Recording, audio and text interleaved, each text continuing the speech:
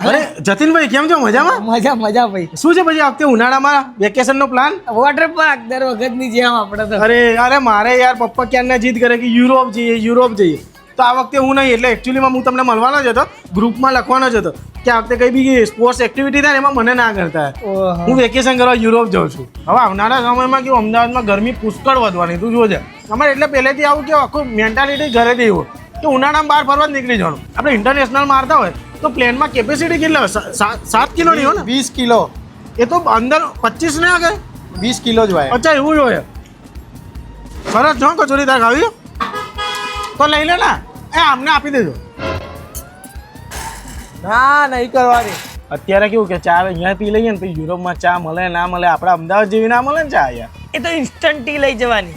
એ તો છે જ, આપણે જો રસ્તો એ તો છે જ, પણ આના જેવી મજા ના આવે એમ યાર. ચા તો જોઈએ જ આપણે. ચાલો હવે 15 દિવસ પછી મળશું આપણે અમદાવાદમાં.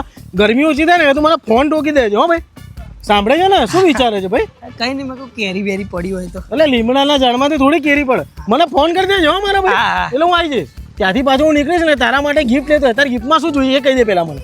હા બૂટ લેતો હોય શું તારા માટે? ભાઈ એમાં ના પાડતો હો પાછો તું. ના હું શું કામ ના પાડું? તમે જે હાલો લઈ લઈશ. જૂના હાલશે જૂના લઈ લઈશ. ના જૂના થોડી પહેરાતા હશે. લે તું મારા પહેલે હું મારા માટે નવા લેતો હોઈશ બસ.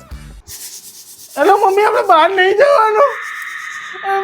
મેં મારા બધા ભાઈબંધોને કહી દીધું કે અમે બહાર જવાના છીએ. હું તને ઘઉં તો સાફ કરી દઉં છું. આ હરખા કરી દે. તું પપ્પાને કહે છે ભાઈ ગઈ વર્ષની જેમ તું મામા ઘરે ધંધો ના લઈ જતી.